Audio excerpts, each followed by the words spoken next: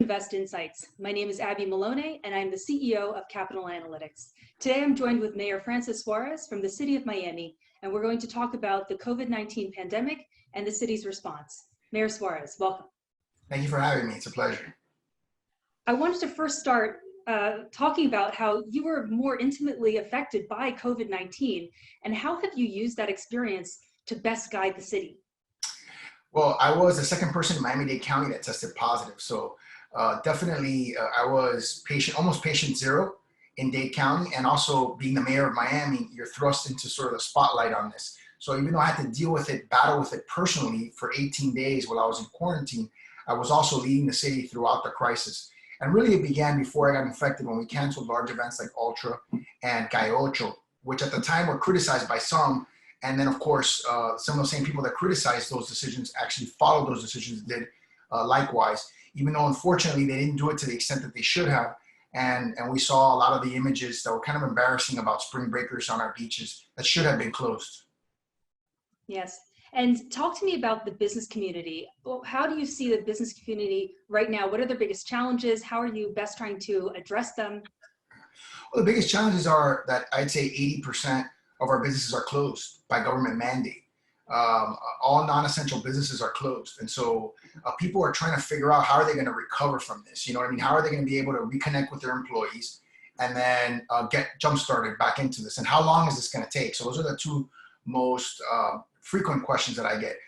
We're hopeful that we're nearing the peak so that we can start, reducing the cases. We put in some pretty strict measures with the hope that if we're disciplined today, that'll get us out of this faster tomorrow so we can get back to work and get back to normal. I'm not so sure that there will be a total reversal to normality, because I think that this virus has changed our normality. And it'll be interesting to see. I think one of it is exactly what we're doing now. The virtuality of our life is very different. Everybody now has a TV studio in their home. And I think the second thing is, we are going to have to relook at how we prepare for pandemics and how we prepare for potential biological attacks in the future, because this is a huge vulnerability in our country. Do you think that the city of Miami is getting enough state and federal support at the moment?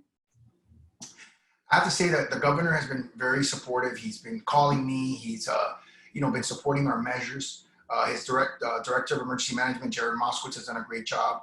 Federally, we have obviously a stimulus package that's helping individual people, and we're hoping to get that online. We know that there will be some glitches with the SBA and trying to get people to be able to apply for unemployment. And then, of course, we're looking at how stimulus money flows to cities, particularly cities that have had a high incidence of COVID-19 as opposed to population, which, we have, for example, here in Florida, Jacksonville, led by my good friend Lenny Curry. They have a larger population, but they have about a fourth of the COVID-19 cases that we have. And so, we should really be one of the ones that are receiving funding.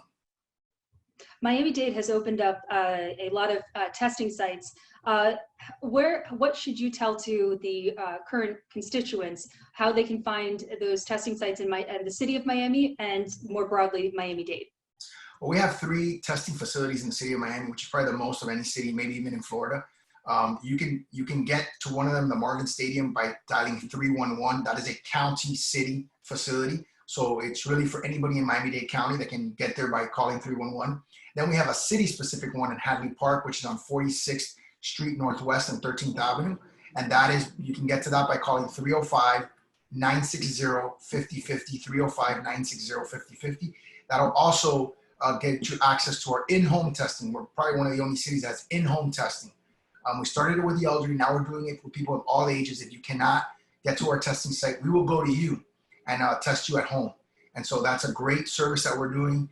And now we're looking at, asymptomatic testing, and we're also looking at testing after people have tested positive to try to get them a negative test that they can go back to their employers with and show that they're, that they're safe, and also donate plasma. Fabulous. And should anyone want to know more up-to-date information, where would you point them? I would point them to my social media at Francis Suarez Twitter, at Francis X Suarez Instagram. I'm usually uploading videos up there. I'd also ask them to look at our website, www.miamigov.com. That's our city's website that should have important information. The last website I would point them to is I would look for the company One Blood.